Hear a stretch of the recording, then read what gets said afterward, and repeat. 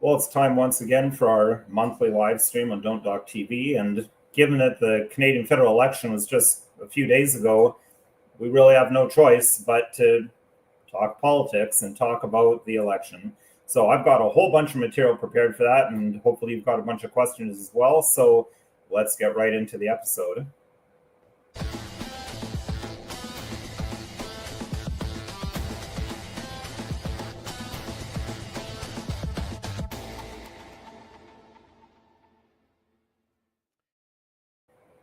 Hello, my name is Nicholas Wansbutter. I'm a lawyer in Stratford, Ontario, Canada, and welcome to Don't Talk TV. So we'll be talking about the election today.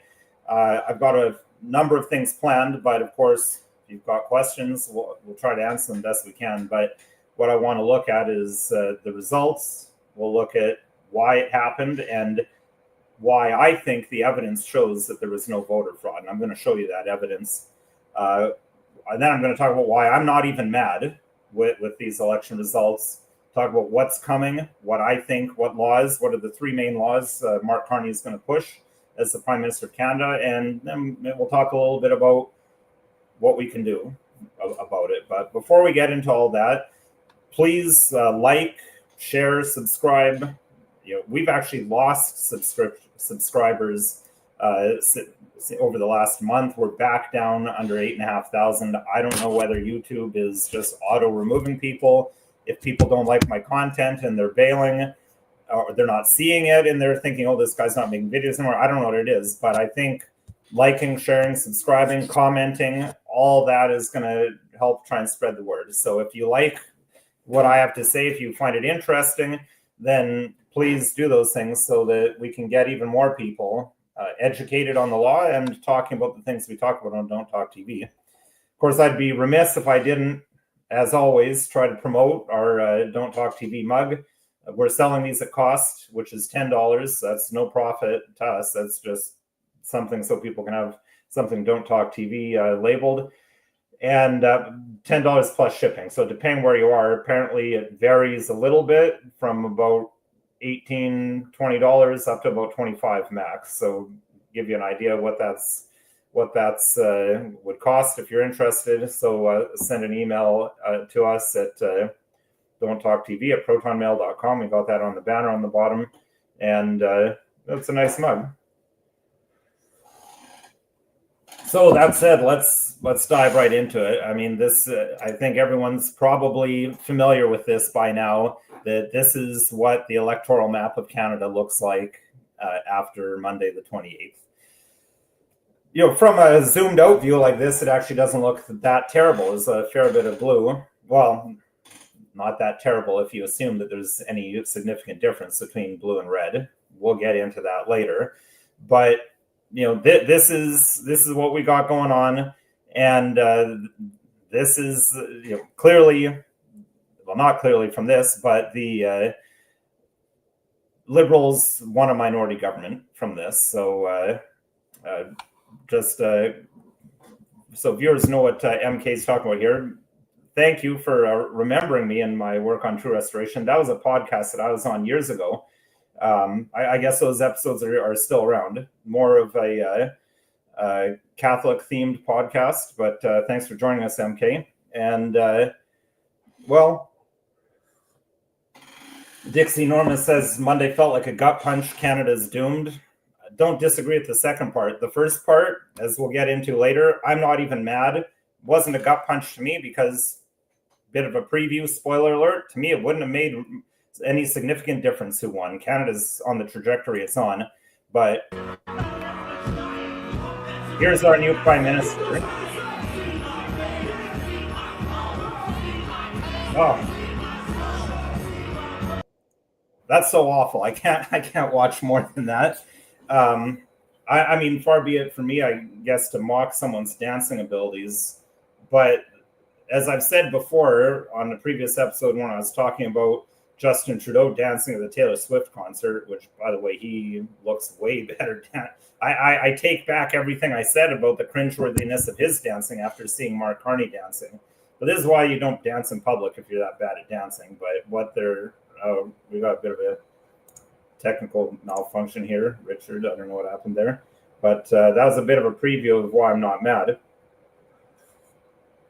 But a lot of people are upset, and the alternate media are talking voter fraud. So let's look at the evidence of this. And I think, in my view, the evidence clearly shows there was no voter fraud. Actually, once you look at the evidence, I would be more shocked if the Conservatives had won than the Liberals winning. So first and foremost, and this goes a bit to why I'm not even mad. I mean, Pierre Poilievre, he didn't have the secret sauce needed to beat the Liberals. He had what it took to beat Trudeau, but he didn't have what it took to beat the Liberals because he's just liberal light, or speed limit following liberal.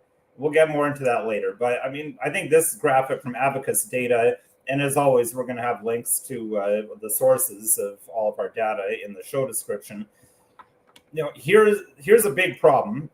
Motivation behind Conservative support. And I don't think this is fake news here. I mean, this is from August of 2024, back when the Conservatives were flying high, and there was no doubt that Pierre Poilievre was going to be the next prime minister. 40% of people who were supporting the Conservatives were only supporting them because they disliked Justin Trudeau and the Liberals. And I think specifically they disliked Justin Trudeau. Only 60% were wanting to vote Conservative because they liked Pierre Poilievre. So that was already a big danger sign on the horizon right there. Headshots are, I don't know why we use pencils and not pens, but it's always been that way. Every single election I've voted in since I was 18 back in the 90s has been by pencil. So I'd have to look that up, but I don't know. And to me, it's not a big deal. I just haven't cared enough to look it up. But so this is like basically almost half of the support for Pierre Poilievre was people who are fed up and unhappy with Justin Trudeau. So once Trudeau was gone, that's a problem. Also, axe the tax was his main thing. And once that was, well, not that the tax was axed, as I've discussed previously. I mean, that's actually a bit of a lie, but it was reduced to zero. So that stole its thunder. But then we've also got, again, from Abacus data, Canadians' feelings on immigration. Now, this is actually something a little bit encouraging, aside from the fact that even though people apparently feel this way, they didn't vote in accordance with this. But that's probably because they didn't have anyone to vote for, really, other than the People's Party of Canada. We can talk a bit about why I think they got annihilated this election. But 40% of Canadians were thinking that immigration way too high. 27% said too high. So it's 67% thought immigration was too high. But Pierre Poilievre wasn't campaigning on that he's going to reduce immigration. To the contrary, he was, I mean, all due respect, he was pandering, maybe even worse than the Liberals. We'll get into that in a bit more detail later. But what I want to talk about more before that is some more evidence. I mean, who voted for the Liberal Party of Canada? Well, there's a very powerful coalition of people that voted for the Liberal Party of Canada. And I mean, once you look at this coalition, I mean, how on earth could you even how could you even overcome this? So we've got just like this massive influx of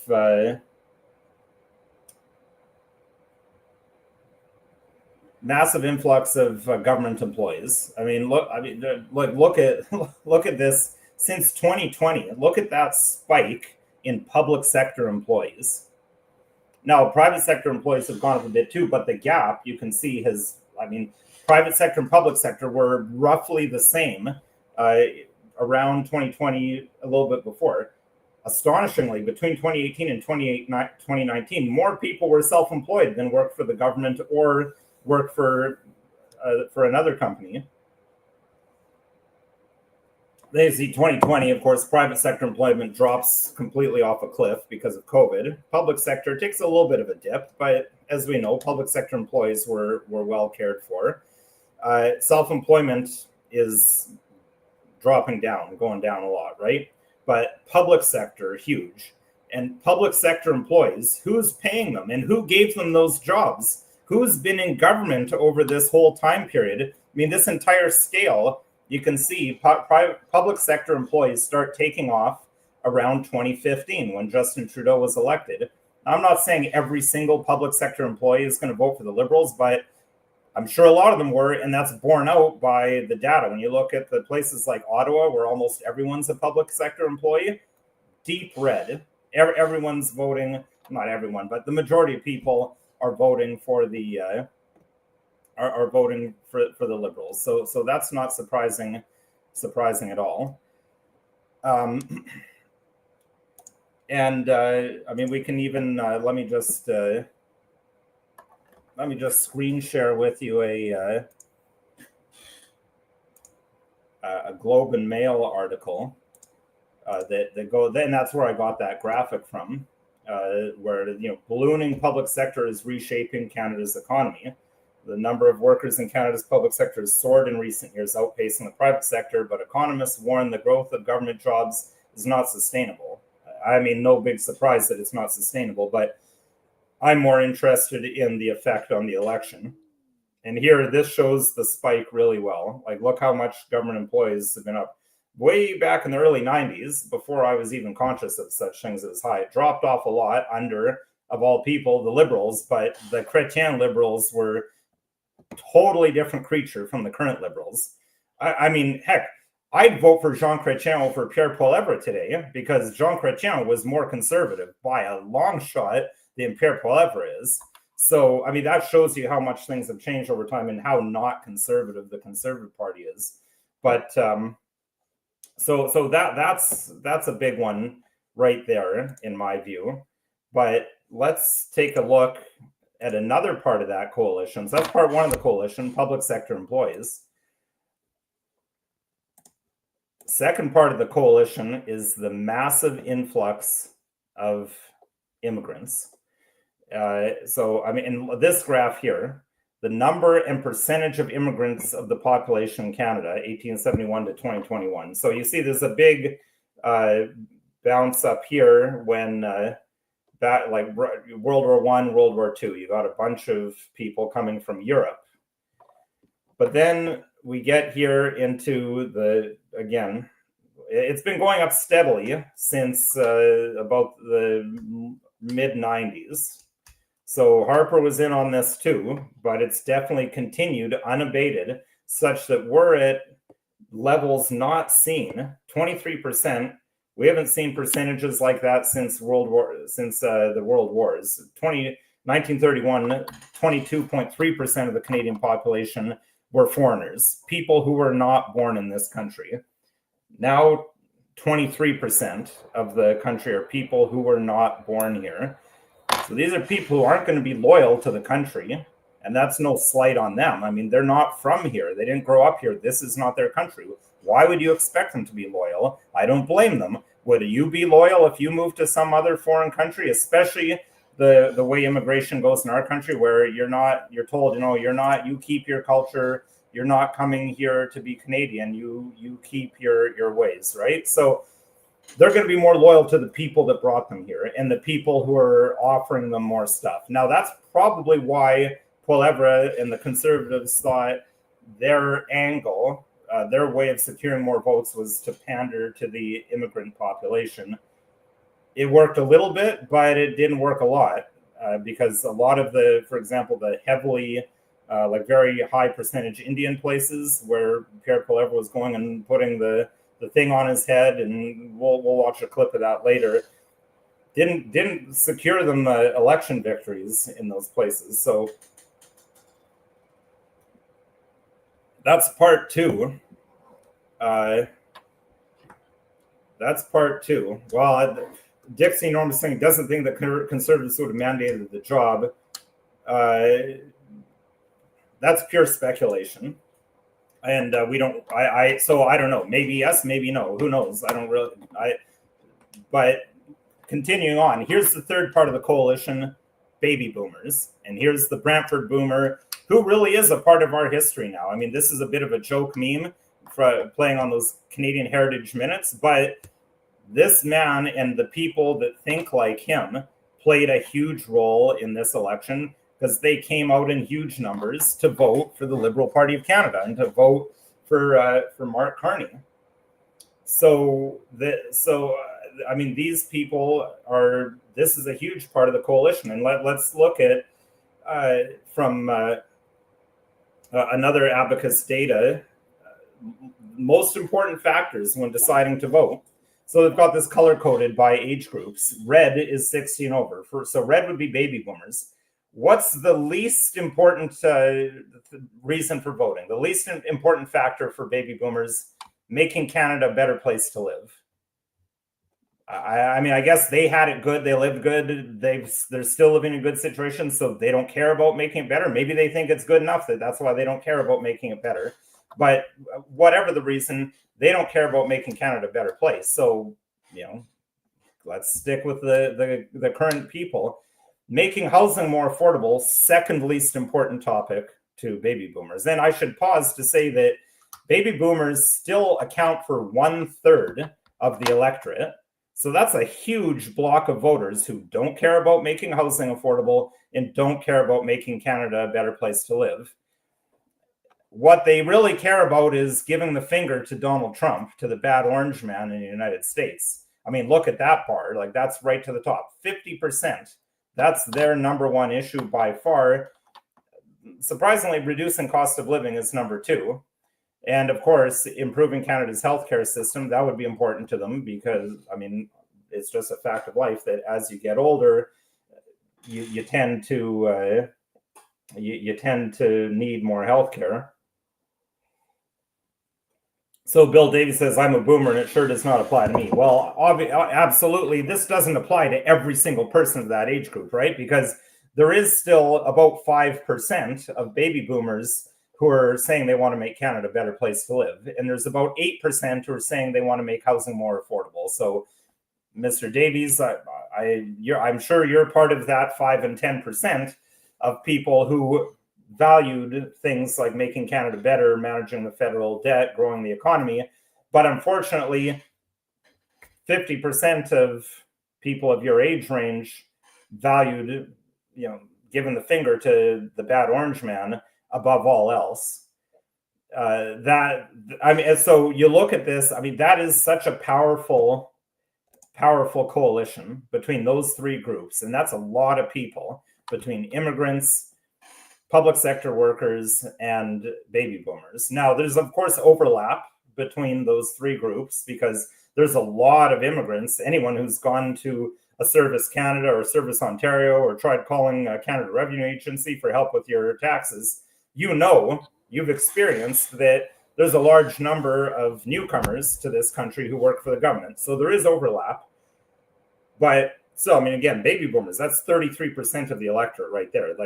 And then so you look at all that, and in my view, it's not surprising at all. I mean, the Conservatives had a massive uphill battle. Once Trudeau was out of the scene and people weren't upset at him anymore because he wasn't around anymore. And once Donald Trump started waging a trade war on Canada and talking about 51st state and all that, then that's when the faux nationalism came out, and that's when that's when it shifted things back to the Liberals.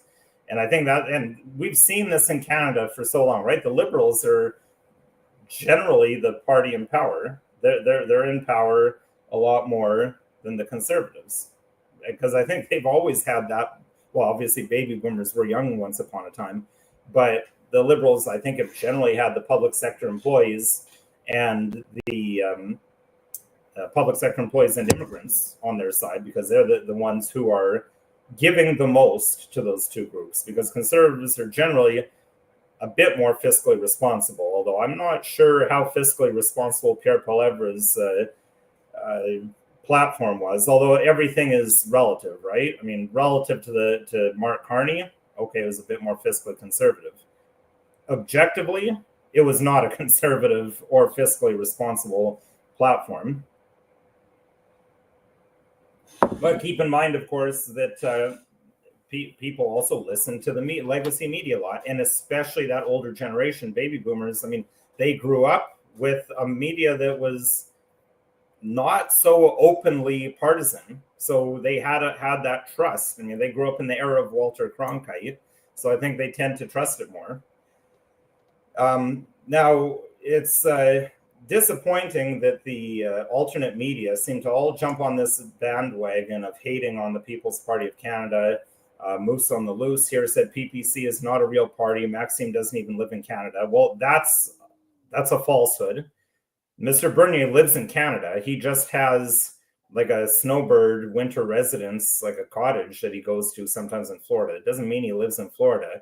The man's allowed to go on vacation once in a while. I bet if Moose on the Loose was a baby boomer or however, whatever generation Max would be, maybe he's an early Gen Xer, and had the money and the time, why wouldn't you want to go to Florida?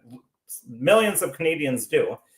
I was saying maybe you should run for a mayor of some town in Florida. I mean, this is just hyper partisan stuff that doesn't really have any bearing on reality, but it's unfortunate because the people who should have been supporting the People's Party of Canada trashed it instead. And this is part of why Canada's in the state it's in, because even the alternate media supports the status quo, not an actual solution. And we'll get into in a minute how the Conservative Party of Canada is status quo. It's not the solution. Shadow Davis, I was actually on his podcast during COVID, so I was especially disappointed to see this tweet from him saying that Bernier needs to stand aside and withdraw all the PPC candidates at once. I don't even know why. It's not like the PPC did any damage to the Conservative Party. I mean, maybe in some ridings like Kitchener-Conestoga, if you assume that every single People's Party of Canada vote would have been Conservative if the People's Party of Canada wasn't there, I don't think that's provable. I can tell you that all the votes from my household that went to the People's Party of Canada would have gone to no one if it was only the Conservatives, the Liberals, and the NDP that were running, or they'd go to a different third party if there was one. But on my ballot, there was only those four. So I suspect, but anyway, in Kitchener-Conestoga, the PPC got about 750 votes. Conservatives lost by about 500. So maybe in that riding you could argue, but you know what? That's not a reason for the People's Party of Canada to cease to exist. That's a reason for the Conservative Party of Canada to take notice and start being a little bit more conservative, live up to their name, instead of doing a bait and switch on everyone and gaslighting everyone in Canada by calling themselves a conservative party. That's my view of the matter. Don't blame the People's Party of Canada because the Conservative Party isn't that conservative. Which brings me to why I'm not even mad. This wasn't a gut punch to me. I mean, it was a little bit disappointing just because it was a reminder of how messed up things are in Canada. But aside from that, I mean, like, what? Like, do I care if this man isn't Prime Minister of Canada? I mean, this is what he had to say during COVID. Today would be a good day for Trudeau's tearful apology for leaving the borders open to COVID and failing to deliver enough vaccines. Shame on Trudeau. He didn't get enough people jabbed with that. And buying into the third wave rhetoric. That was from April of 2021. And then earlier the same month, Trudeau on vaccines like the kid who keeps the whole family waiting for hours and jumps in the car and screams, "What's the holdup? Move it." Personally, for the most part, I don't care whether he wouldn't have forced it or not. The point is, he was still all in on the COVID narrative, all in on this vaccine that was never subject to the sort of testing that new medications are supposed to be subject to. This is a distinction without a difference, in my view. And also most vaccine mandates, okay, the federal government had some, but provincial governments, they had the option whether to do them or not, and individual employers had the option whether they do them or not. So whether you're pushing the jab, you're pushing the jab, which is why I also don't I personally don't accept the defense of Donald Trump for doing Operation Warp Speed of like, oh, well, he wouldn't have forced anyone. Well, who cares if he wouldn't have forced anyone, in my view, if he's the man that made it happen. And there's no vaccine. You can't force anyone to take it. So, that's like, I'm not even mad. Richard, could you cue up the video of Pierre Poilievre's quote, Canada First, unquote, rally? I think it was in Brampton. And this goes back to what I was talking about, him like totally ignoring what Canadians wanted on immigration. Would he have gotten more votes if he differentiated himself more from the Liberals? I mean, I don't know. That's speculation. But it's equally speculation where people say, like, well, what if the PPC didn't exist or whatever? Well, we're speculating. Let's speculate. What if they had a more conservative platform? Okay, well, my volunteer PR guy is letting me down here, so I'm gonna have to get this going myself here. So here we go. What's going on here? Why is it not wanting to? Okay, great. Now StreamYard's just frozen up on me. Well, I can't do anything in StreamYard right now, so I hope people can still hear me, but StreamYard's not letting me share the video that I wanted to share.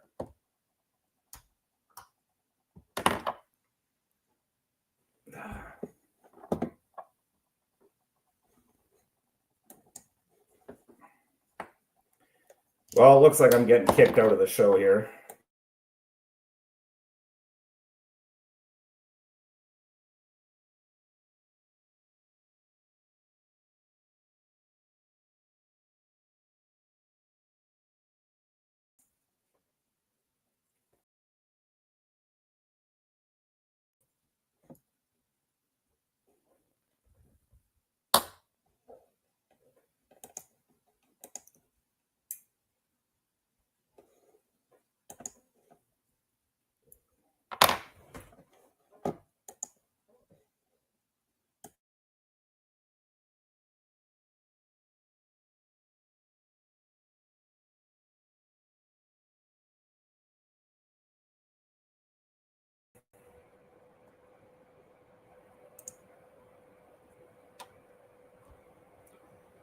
Well, StreamYard really does not want to let me share that video. I've tried sharing it twice, and every time I try sharing, it freezes up on me, which is, I'm guessing that's also why Richard, who's doing PRing in the background and sharing things for me, I guess that's why he's not able to share it as well. I don't know whether that's censorship or just StreamYard being a garbage platform. I know we've had problems with StreamYard in the past.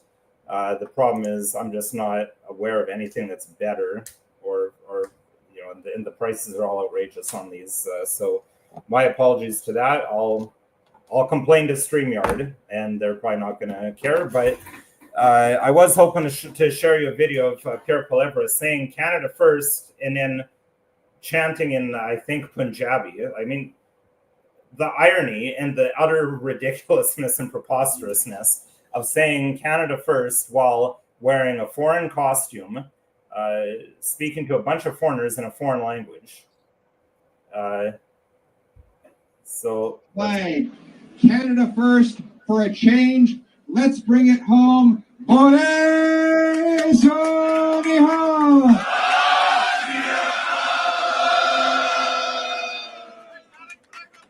Now get out and vote. Yeah, I mean, that's what I'm talking about right there. So Bill Davis says about 40% of the people did not vote. It would be interesting to see which way they lean. I think it was actually more like 30%. I think there was 68%. But yes, I mean, 30%, that could make a huge difference in an election. And that's what I was wondering. Like, do the people that don't vote, who would they vote for? Would they vote for no one? Or are they not voting because just none of the options appeal to them? Would those people come out if there were a real alternative, something that's not the uniparty, something that's really different? I mean, Pierre Poilievre was about faster and easier immigration when 67% of the population said that they think immigration is too high. So again, like, I'm not even mad. The only significant difference between between the Conservative Party of Canada and the Liberal Party of Canada is firearms. And so that's one significant difference. But I'm not too wrapped around the axle over that difference, because yes, people aren't going to be able to keep their firearms, but you can't use them anyway under our current laws, really. I mean, if you had a home invader and you actually shot him, you're still getting arrested and going to jail, whether firearms are legal or not. So Headshot says he didn't vote because there's no political solution to the problems we face. That's a good point, and I agree with you wholeheartedly. We are beyond being able to vote our way out of this situation. And then when we talk about what we're going to do or what can we do, I'll get into that. I don't think going and putting an X and a pencil next to someone's name, especially not someone with Conservative Party of Canada, is going to get us out of the situation we're in. It's there's more work that needs to be done than voting. But let's talk about what's coming next. What are the top 3 laws that I think are going to be coming from the Liberal Party of Canada under Mark Carney? As I just was talking about firearms, number 1, they're going to ban everything, I believe. They've already banned everything, pretty much everything that's semi-automatic, almost everything that takes a magazine. Handguns are effectively banned. That's going to happen. But what else is going to happen? Crime's going to go up, as this graph ably shows. And we'll have our sources for this in the show description. I got this off of the National Firearms Association. They posted this picture, but I know they got it from someone else. But so the orange on this graph, that is gun crime. That's all firearm homicides. Yellow is handgun homicides. Green is long gun homicides. Look, and you can see homicides committed by people that actually have position acquisition licenses, basically flat. It's gone up very slightly in 2021 and 2022, but it's really negligible. But notice the trend here. The light blue shows when Harper was prime minister. The light red shows when Justin Trudeau was prime minister. And you can see all the milestones of these different laws that are put in place. The firearms crime just keeps going up and up. So they're going to keep doing it, though, because this isn't about reducing crime, in my view. It's about disarming the populace for various ideological reasons. But number 2, is censorship. I talked about this recently, episode 247. I'm not going to repeat what I said there, but I recommend you have a look at that if you want to see that. I showed the proof that Mark Carney has said, this is what I'm doing. There's going to be mass censorship under him. I mean, I think it's going to be China style, where many websites are not allowed because certain viewpoints aren't allowed. Because in the irony of democracy, to save democracy, we have to destroy democracy. So Franklin Davis saying, curious about fake social insurance numbers and mail-in votes. I'm not aware of that.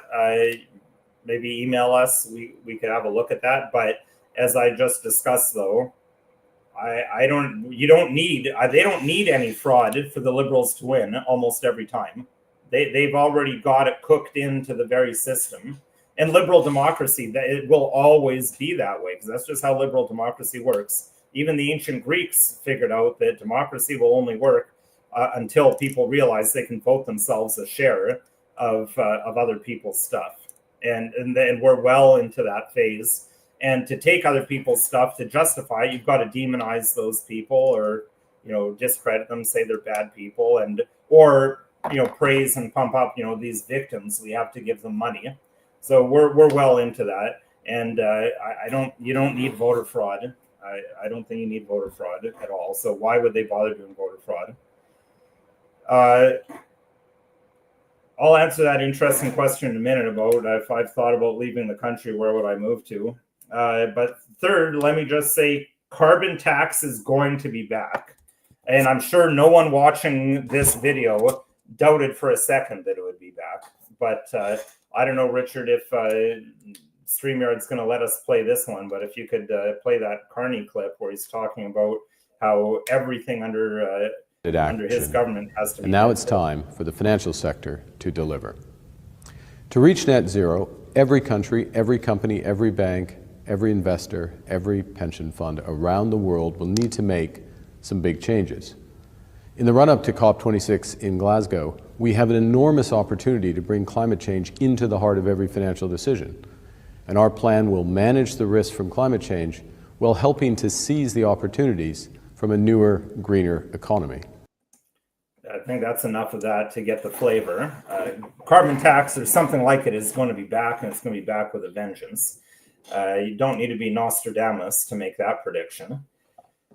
So that gets to the what we should do about this. So Dixie Normus asked about, have I thought about leaving Canada, and where would I move to? Well, yes.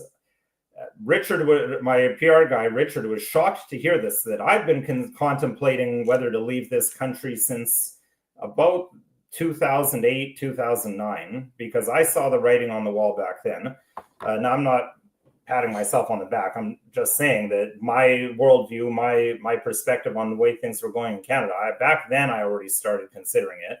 I went to Ecuador in 2016 to check that out as a possible location, and that's probably because I had a friend down there who he sold everything, moved down there about 2005-ish, and he bought a coffee plantation. He married a Colombian lady, and he was living the dream down there. Well, sort of living the dream. I mean, I visited Ecuador, gorgeous, beautiful country. I wish I had some of my Ecuador pictures on this computer. I could screen share those. But, you know, it is a third world country, and it did remind me that as bad as things are in Canada, I mean, 2016 was like a golden age of Canada compared to now. But even, you know, but so it's more so back then than now. But in Ecuador, it was still a third world country. I mean, gorgeous, land was cheap, climate was beautiful. I mean, it's on the equator, but it's in the mountains. So 18.5 degrees Celsius during the day, 10 degrees Celsius at night. I mean, it's perfection. Land, food cheap, but like no amenities, and like can't get books. The mail system does not function whatsoever. Like, I mean, you would have to bring everything that you would need for a lifetime with you in terms of the things that you might want, especially things you'd want in an English-speaking country. For me, especially books. My children are homeschooled. Homeschooling is legal down there, but how am I going to get books if I can't order them and have them come through the mail? Just because absolutely everything gets stolen out of the mail there. So I consider that. And then, of course, I went to Poland last year, and we did a series of videos on Don't Talk TV about Poland, and I highly recommend that you watch those. They're a lot of fun making, and they also demonstrate how Poland is, I mean, it's a lot better than Canada in all ways. I would say it's like Canada, similar to Canada about 30, 40 years ago. So the problem with that is I could see how they're on a similar trajectory to us because they're part of the European Union and they're part of NATO. So, and their cost of living is really high there. So that's a bit of a problem. And it's also a problem that I chose the career of lawyer, which it's been good to me. I've been able to support my family, but it also chains me to Canada because I only know our legal system. Now, I could probably practice in Britain with ease, but like going from Canada to Britain, it'd be kind of like jumping from the frying pan into the fire. At best, it would be a lateral move. What's the point? And why throw away a practice that I've sunk blood, sweat, and tears into? So it's something I've considered, but the problem is, as bad as things are getting in Canada, they're getting bad everywhere. And it's always what's better, the devil you know or the devil you don't, right? So I know a lot of people have left Canada. I think there's different considerations of what stage of life you're in and how many dependents you have. I mean, I have 5 children, and my wife's a stay-at-home mom. So I have a lot depending solely upon me. So I need to be able to provide, and my options for providing for people outside of Canada are are not as good as they are within Canada, as much as Canada can do. So as Dixon Norman says, right, not much we can do besides take the abuse.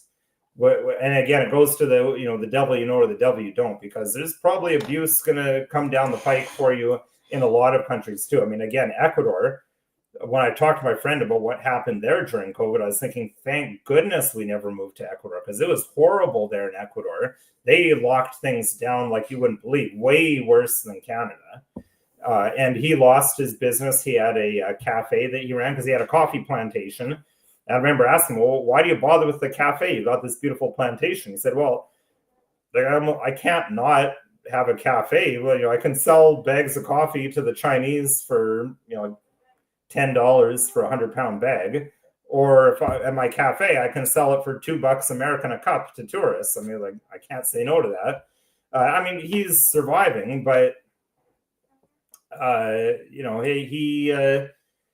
he lost a lot. So because it was brutal there for lockdowns. Poland had some pretty sketchy stuff during the lockdowns as well. I mean, there's other countries to consider. I know a lot of people have gone to Mexico. Hey, you can at least own firearms in Mexico, but you're also in a country that's basically run by the cartels. And look at their president. I mean, it's like a female version of Mark Carney. And then, Uruguay is a country I've studied a bit from afar, but I haven't been there. So who knows? But, there's ups and downs everywhere. And I think there's things to be said for, at least I know the lay of the land here. I know people here. I speak the language. I know the customs. So it's easier to navigate a terrible situation.